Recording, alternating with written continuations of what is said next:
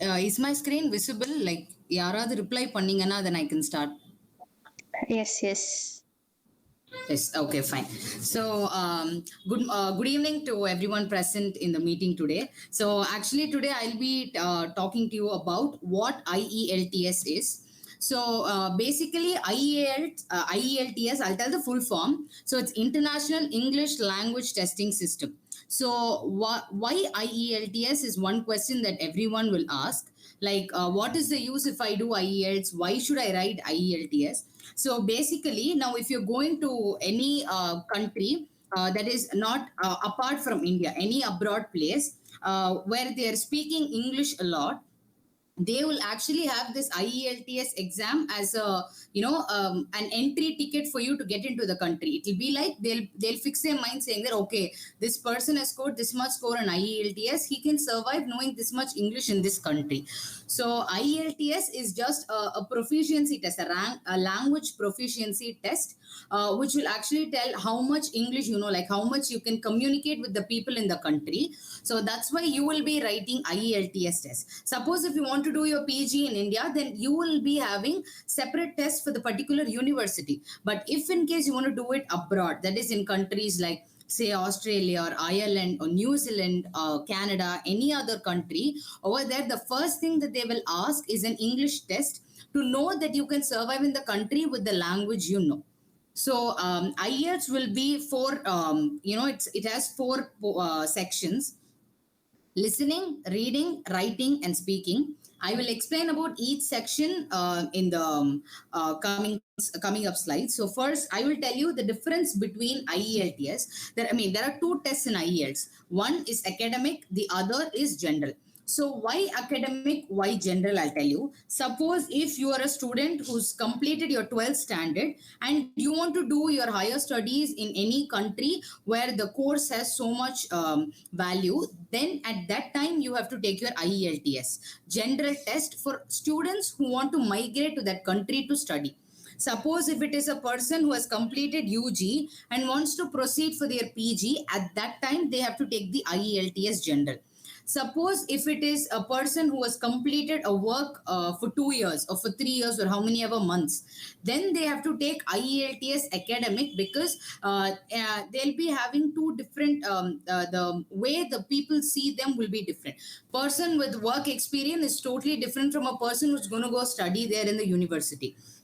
So if in case the students who are in this meeting, if you're going to take your if you're going to take abroad studies, if you're going to do it as soon as your UG, then I would recommend you to take your IELTS general test. If in case you're going to work for a year or for two, then you should take IELTS academic test and then you have to do. I'll tell you what is the difference between these two tests, like what sections are different. Everything will be the same except that for listening and reading and writing, you'll have 2 to 3 questions that will vary. That's it. So otherwise, these two tests are same. So as I said, why IELTS is because for granting the visa and for the foreign countries to have a belief that okay, this person will not have any communication issue if they go to that country. So what are the countries that accept IELTS is that so Canada, Australia, New Zealand, Ireland, and UK will accept your IELTS mark. So I'll tell you, IELTS is for 10 marks only. Like you'll be graded only for 10 points. Whereas GRE is for 340 marks. Your TOEFL is for 120 marks. So your GRE and TOEFL are important if you have to do your PG or if you have to do any studies in USA. So there are few universities in USA which will accept your IELTS mark. One such university that I know is Northeastern University. So Northeastern University is a very good university in US, and they have a very limited courses for every single department. Like say computer science, they'll have only one course, that is information technology. It's only based on information technology. You take ECE, they'll only have it for the electrical and communication part. So Northeastern University will have only limited courses, but they'll accept only your IELTS mark. You should have around 8.5 out of 10 for you to be a part of Northeastern University, and many universities in USA will accept your IELTS mark. That is, they'll take your IELTS mark and they'll convert it to your TOEFL mark. So as I said before, TOEFL is for 120 marks. So suppose if you get an 8.5 out of 10 in IELTS, the US universities will convert it using the TOEFL converter. You will get around 100 and above out of 120 if you score a 8.5 in your IELTS. So basically in US, how the universities will take you into their, as a part of them, will be like they'll judge you only with two things. One is your quantitative mark in GRE, that is out of 170 you should score above 160 for a good university, and your TOEFL score should be above 100. With these two constraints, any US university, let it be in California or in Chicago, they'll select you immediately. So if in case you are taking your IELTS, make sure that your score is above 8.5 out of 10. So now you can't convert your TOEFL mark to IELTS. You can only convert your IELTS mark to TOEFL. Now coming to TOEFL, TOEFL is just the similar exam like IELTS, but there are only a few differences. That is, you'll have the same sections: reading, writing, listening, and speaking. But in you'll have subsections for each and every section. For example, like in TOEFL, your speaking section will have 6 sections, that is 6 subsections. You'll have to talk for 45 seconds for every section, and you have only 45 seconds, and you have only 30 seconds to prepare what you're going to talk. So this is how TOEFL works. So for IELTS, I'll explain. So now I will tell about the 2 types of tests in IELTS. One is the computer delivered, next is the paper based. So what is the difference between the computer delivered test and paper delivered test, paper based test? I'll tell you. For example, if you're going for a paper based test, you have to first book your slot. You will be given a place where you have to go write, and over there you will write the answers using the pencil. It won't be like GRE is computer delivered. Your IELTS pen paper test will be like you will have to write the answers in pencil. And if in case you are, now it won't be possible for you to take a paper based test. You'll only be taking a computer based test. If in case, if all the situation is calmed down now, and if you get a chance to write your paper based test, then all what you have to do is that make sure that when you're going for the writing section, you don't erase and write, because the presentation matters a lot when you're going for a paper based test. And there is this myth also saying that when you write a paper based IELTS, you score more marks when compared to that of a computer based IELTS. And but this is all like how you present the paper. You present the paper in a better way, then there are chances for them to give you a better scoring. So you will get your IELTS mark in 13 days, because it takes more time to value your handwritten examination than that of a computer delivered exam. So you have to write both speaking, reading, reading, writing, speaking, and listening will not happen on the same day. You'll have listening, reading, writing on one day, and speaking 2 days before the day you're going to write your listening, reading, and writing. Suppose say you have booked your slot for Wednesday, you will have to go appear on Monday to give your speaking. So I will explain about what and all questions they'll ask in speaking, how what type of questions will come in listening, reading, and writing. So now, as far as now paper based test, as what I've told you is that you'll have to book in preface, because you have to write it later. Make sure that your handwriting is very neat. Your presentation should be good enough for them to score immediately, and you will get your examination result in 13 days. Now coming to the speaking, computer delivered test, you will have the same process. You will have your speaking 2 days before your listening, reading, and writing, but your results will be given in 3 to 5 days. Maximum of 5 days, you'll get a result in your message, and you will get your copy of your mark sheet through post. For both paper and computer, you'll get your mark sheets as a post, and you'll get the mark through your message. So you can book anytime you want your computer delivered test. If you go into I will tell you the site name. you have to write www.ielts.org is the site where you have to go book your IELTS test. Over there, you will know the slots where you have to book a computer delivered test or a paper delivered test. So I guess you would have understood what's the difference between a computer and a paper delivered test. I would also prefer to take a paper delivered test. I took a computer delivered test. For you, it might be the computer test is that it's not like very easy than the paper. For computer, you have to type. You won't have the presentation problem, but for paper, you have a presentation problem. You have to look only for that. Otherwise, both the tests are equal. Like I would suggest anyone to take both any of these tests. So next is that I'll explain about the modules in IELTS. So as I said, you have four sections: listening, reading, speaking, and writing. So all you have to score, I will tell you the basic score a particular, any country will ask. So any country will want a score of 6.5 out of 10. With no backlogs. That is, you shouldn't have a history of arrears. And if you have a score of 6.5, and if your GPA is above 7 or 7.5, any top university in any of the country will give you a place in the university. This is because they will actually, many of us will think that they won't value the GPA that we score in our college. But as far as I know, what I have seen, our GPA plays a major role in every abroad university also. I'll actually bring out the differences. Suppose if you are going for any country like Australia or UK. Australia and UK, what they'll see is they'll see if your IELTS score is above 6.5, and they will see if your GPA is above 7.5 with no backlogs. Then any top university in that country, you'll get it.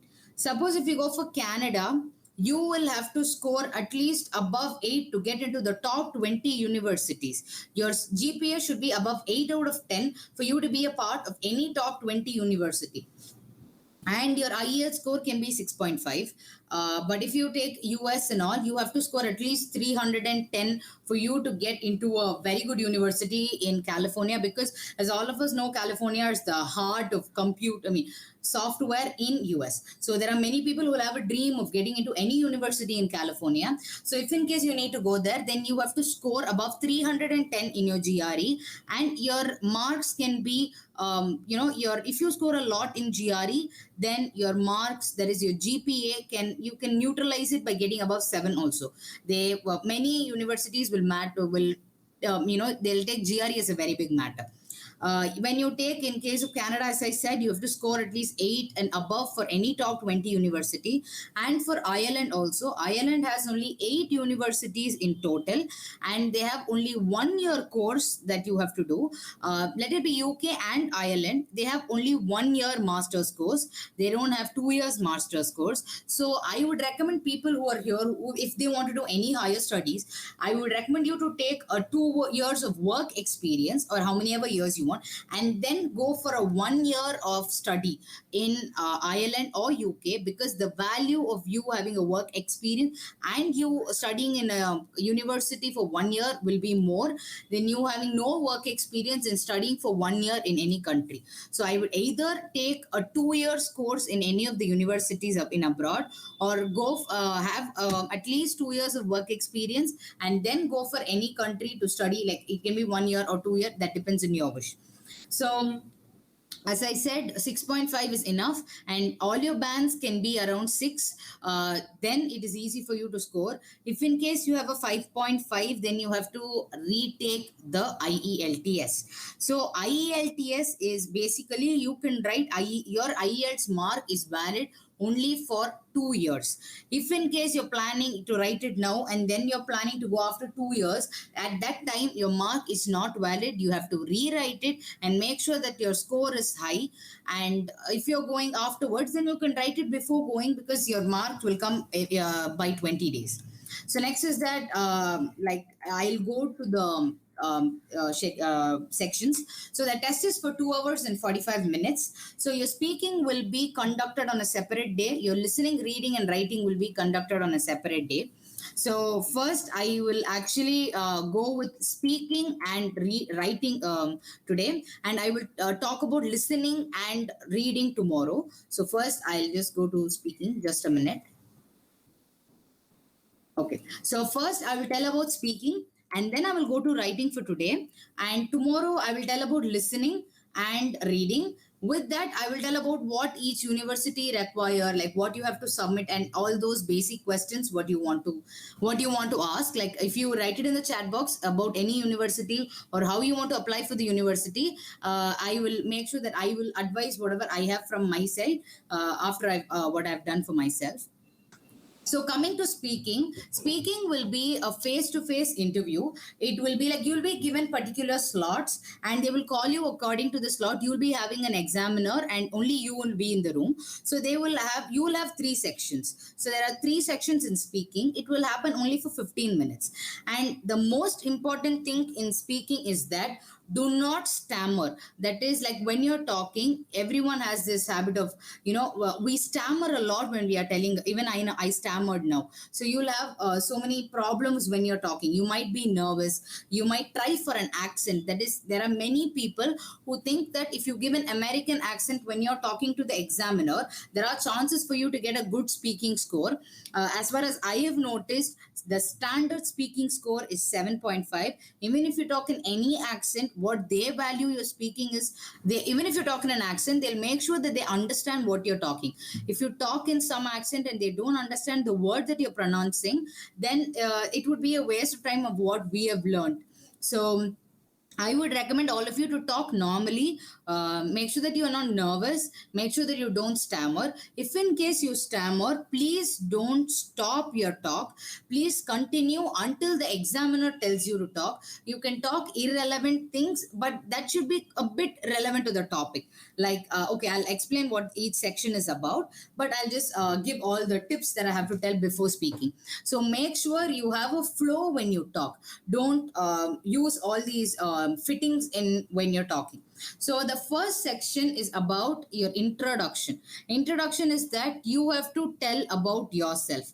Like for example, they'll ask all questions related to you. They'll ask what's your name, and you have to explain what you're studying. You have to tell about your house, like how many people are there in your home, what they do, what's your father's business, what's your mother doing, what's your brother doing, is your brother going to study, or is your brother or sister, your sibling going to study, what you're going to study, why you choose, I mean, what are you doing your UG, why did you choose this stream. You have to keep answering they won't put questions. Sometimes there are a few examiners who won't point questions to you. They will tell you to keep on talking, and this is a recorded interview, so you have to make sure that you talk what comes to your mind at that time. See, for example, if they're asking you about why you took this course, then you have to explain why you took CSE, for what reason, what will make, why are you choosing, because of CSE, why you're taking a PG, what subject you like in CSE. You have to build up points, what you can tell within that 4 to 5 minutes. You have to tell about your father's business, or where your father's working, or you have to tell about what your mother's doing, or what your siblings is studying, or what relationship you share with your entire family. Like how are you emotionally connected to them, or are you like a very introvert who don't talk, you won't talk to people much. You have to keep on talking in the first section. The second section is that they will actually give you a topic and they will give you a minute or two for you to prepare. What they gave me, what topic they gave me was, what show do I like, and why I like that show, what is so interesting about that show. Mine was about a favorite TV show that I see. So you can, or there were people who are asked about what subject they like, what will they do in their favorite time, or what is the best tourist place they have visited, and they will make sure that they'll start asking questions if you have answered like that. For example, if they ask you a question, what is your favorite tourist place, and you give any hill station, they'll ask you why you like a hill station, what was the most fascinating thing that you have seen in that hill station? Did you go with like what was the most funniest thing you did? So they'll keep on be asking questions. You have to make sure that you have written all valid points that will come up to your mind when you have to talk about the tourist place.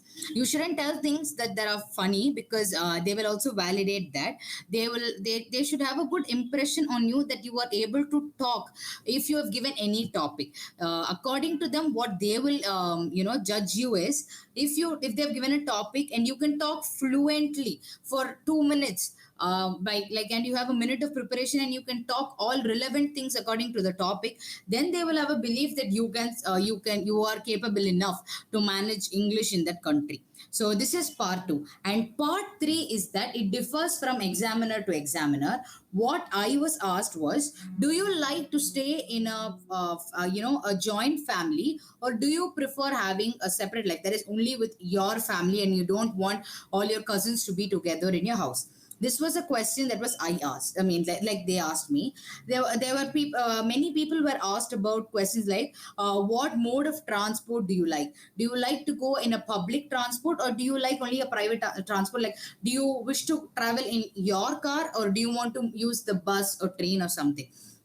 So part 3 will decide about how far you know about the things that are happening around you, how you view them, how you can answer them, like how you, because when you take a PG course or something, everything what you do there is what you are putting effort in.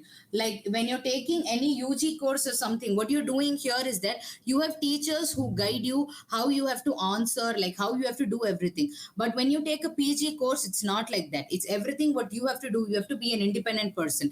Let it be starting from studying to making any project, you have to do independent. So they will judge like how confident you are. Like they can judge with how you talk. So if you are being very scared and you talk too softly, then they will know how much to score you. So unless and until you gain confidence and talk out loud, you will actually feel more independent, because whatever you're doing there, whatever how you're going to manage that, they're going to judge only with your speaking. So this is what exactly about the speaking section is. So you have to, as I said, you have to talk fluently. You should have a proper vocabulary. The grammar should be proper enough. The speaker should understand. That is, you have to talk clearly. It's not necessary for you to use any accent, so that you can prove that you talk like this for people to understand. So you have to be yourself. That's what I would advise. So I have explained about every sections in particular. So like what you have to talk, what they're going to tell. Part 2 is where you have to make notes. Part 1 and part 3 is you have to talk fluently.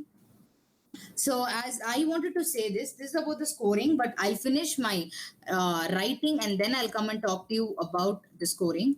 So writing is for 60 minutes. If you are taking a paper based test, I advise you to write, make sure that you make points of what you're going to write and then write it properly. Honestly, there are no people who are very perfect to write without a single mistake, but make sure you reduce the number of mistakes that you do when you're writing any task in IELTS. Make sure that you don't erase a lot, because presentation matters a lot when you take a paper-based test. For now, if you're taking a normal computer-based test, make sure you're familiar with all the spellings. You can't learn everything, but you might know there are a few words that will describe any situation, or new words that you really have to learn for a person to type. Get to know the meaning and the proper spelling of the words for you to type, because when you take a computer based test, the number of words and your use of words are very important. The spelling is important. So that there are actually 2 questions that they'll ask you in writing. The first is that you have to explain about a diagram or any table, or it'll be like, they'll show an image of a map or any place or any road, and you have to explain about the road in 150 words. Make sure that it's between 150 and 200. Do not exceed 200, because the more you increase, the more they'll reduce mark. And if it is less than 150, for sure they will reduce marks. Make sure that you describe everything present on the page. Make sure it's more creative and you use new words so that it's very good to read. And I had a question where I had to explain about the road. Like there were like around 4 to 5 stores in the sides of the road, and there were 2 cars that were traveling, and they told me to explain what exactly was happening in the road. So I had to describe about every stores and what the use of the stores are. I had to cook up the story, obviously, and I had to explain about the cars and what is happening in the road, what could have happened on the road, or what would be nice if something has happened on the road. Like, it can drizzle. I can just say that there was rain or snow or something or the other, just to make it look innovative and creative. You can use words. You have to make sure it's below. They'll ask you, it's not an exact of 150. You can have between 150 to 200, and you can, but make sure it's not less than 150. So this is for task 1. If in case you're going for task 2, and one more thing, make sure that you see the time. Just keep 20 minutes for you to type and 10 minutes for you to check. And or either you can do it this way, because your task 2 must take a lot of time. Make sure you take only 20 for the first one and 40 for the second one. Because 40 minutes, why? Is because your task 2 will value a lot more than that of a task 1. Because your task 2 is about an essay where you have to write about your opinion or your problem, or what it's something about your feeling, what you think about the question. That is task 2. So why this task 2 is that? Because when you do everything independently, when you have to write everything or read everything on your own, it's not like you just read whatever notes is given and write it on your own. This is entirely something different. You have to learn everything on your own and write everything on your own. So when it comes to that point, you have to have a good flow of English when you write those words. So make sure that if in case you are free now, and you have make sure that you read a lot of storybooks for you to get the flow of the words, and you get to know a lot of word meaning of the words. Okay, storybooks is somewhat very, for all children. You might think there are storybooks that you can read even now, but I would recommend all of you to read a newspaper a day, because that is more than enough for you to crack your GRE and IELTS. So now, coming to the writing section. So you have to read the question properly, and you need, for the task 1, question is very important, because it's an image or a flow chart or a situation or something related to it's only a descriptive thing that you have to write. So you have to focus on that question more for you to write a very descriptive part. So I would recommend all of you to have a focus on whatever image they've given or any diagram or flow chart, and make sure you explain a lot about it, but make sure it's at least 150 words. So this is for task 1. So for example, if you're going to, if writing task differs for both academic IELTS and general IELTS. For academic IELTS, you have to write about an example of, like, you have to write a formal letter, in the sense, like, all of you would have written when you were very small in English classes. You would have written a formal letter to your friend about a problem that you're facing, or any festival that you visited. But this is going to be different. It's not going to be the school type questions. You will be having a situation where you need to ask an opinion from your friend, or you are going to write a letter to a company that you wanted to work, your dream company, or it can even be a letter to the university that you want to study. So basically it'll have letter writing. Or there are many other letters, like you can write a letter to a company saying that their network is very slow. Why is it slow? Explain about it. So it must at least be 150 words. You have to explain the problem within that within 150 words. Have a note of the time. Make sure you complete it in 15 seconds. Take 5 minutes, full 5 minutes, to read the entire passage, to see the spellings, to see if you have written valid points. So this is for writing task 1. So in task 2, it's the same for both. That is, you will have a situation and you have to explain what you infer from that. For example, you can have like this: why conduct NEET exams? That will be one question. Or they will have questions like, will people do people still believe in spirituality? What do you think about that? What is your opinion? These are questions that they basically ask in any exam. Take it as IELTS, TOEFL, or your GRE. Writing will always have a question where they'll ask your opinion, where they'll tell you to explain your opinion. So make sure that you use words, new words that actually that are more descriptive. So get to learn all those words. So I have made a difference between the academic and the general, like how your questions will be. So what I have to tell is that main thing is that you have to explain relevant points to the question, and you shouldn't actually write a story, like you shouldn't write like your story building. Make sure the points that you write are very, very, very relevant to your question, because writing is a section where they will actually give the least marks. I'm telling because of my personal experience. Writing will be difficult because we'll have this one thing in mind, whether we're writing the correct words or does it have a meaning, or so many things. As far as I know, there are people who have scored even 8 in writing. There are people who have scored even 5.5 or 6. If you score a 6, then that's well and good. But writing matters a lot. Concentrate on writing. Get to learn new words. Get to learn. If you type IELTS questions for writing in Google, you'll get to know a lot of questions. Practice for that. Learn descriptive words so that you can explain very well, and be sure with your spellings.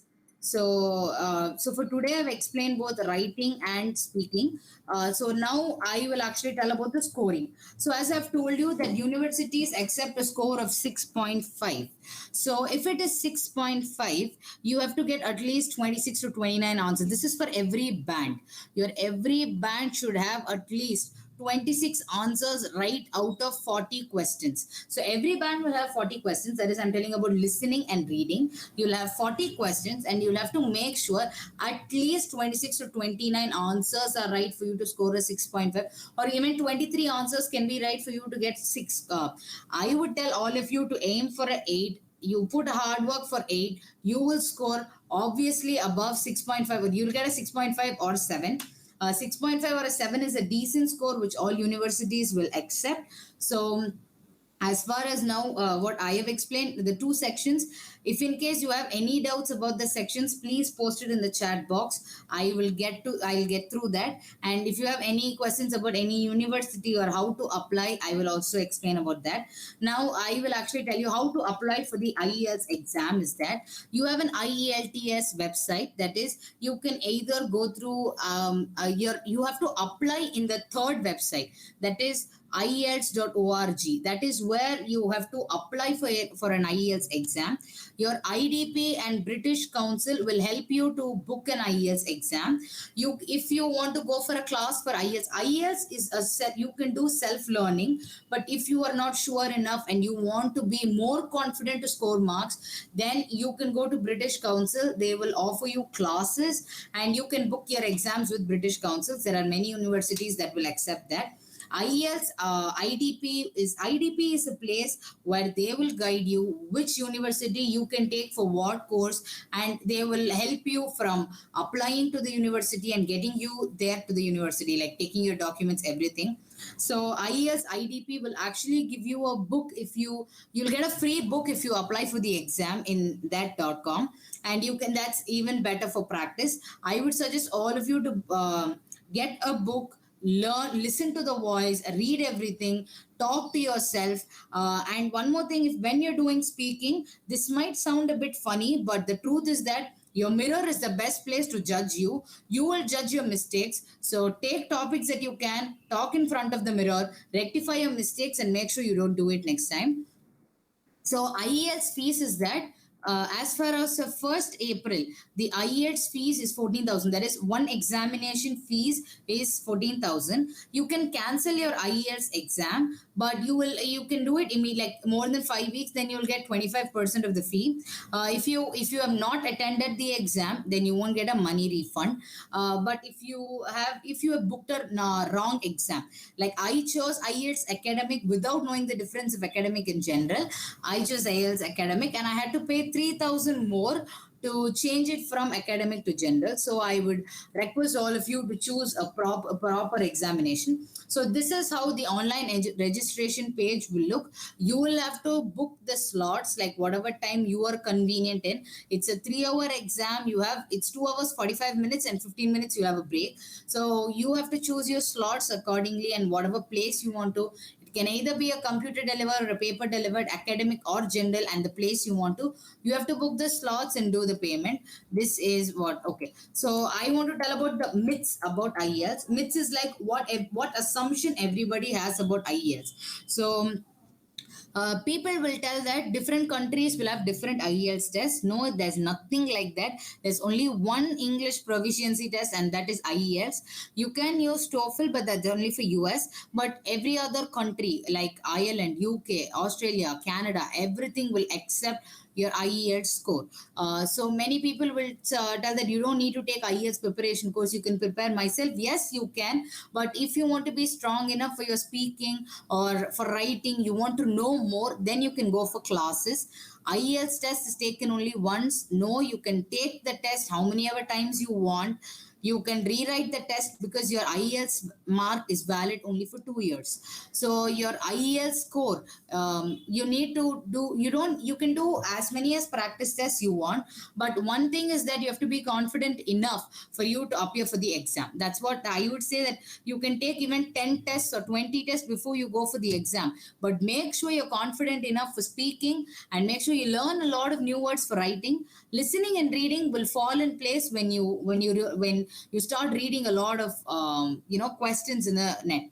So you don't need to use a Western accent. As I said, you can talk your normal English is much enough for you to for speaking. So IELTS speaking part is not important. All the 4 parts are very important in IELTS. All parts have the major value. Like you have to score above 6 in all the parts. Speaking will only give them a confidence that you can communicate in the place, but writing will tell how much you can input your ideas and how much you can be independent in that place. That's how they do it. Quality matters more than speed. It's not like that. You have to check the time when you're writing the exam, because you have to be speed enough for you to have enough time for checking. You need a score of 7.0 to pass the IELTS is not true. You get above 6.5 out of 10. Any university will accept you, and every band should be above 6 or above 6. So these are the preparation sites for IELTS. You can actually type IELTS and you can download the material from any site, because the more you practice, it's good for you. So I would recommend all of you, either these were the 3 things that I used, or you can use any site for you to practice. It would be much better, because the more you revise, the more you study, it's good for you. So just a minute.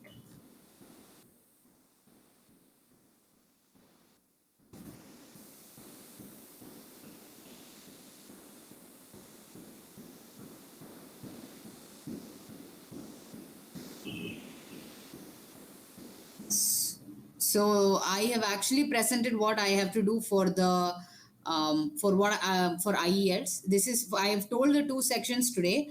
So if in case you have any doubts or anything about universities or anything, you can post it in the chat box. I'll get to read it. And that's all for now. I'll explain the rest of the 2 sections tomorrow.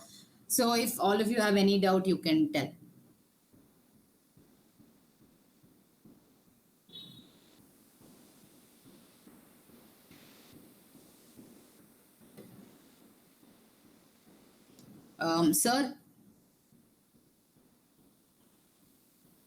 Sir, இன்னைக்கு 2 section complete பண்ணியிருக்கேன் sir. நாளைக்கு மிச்சம் 2 section எடுத்துறேன்.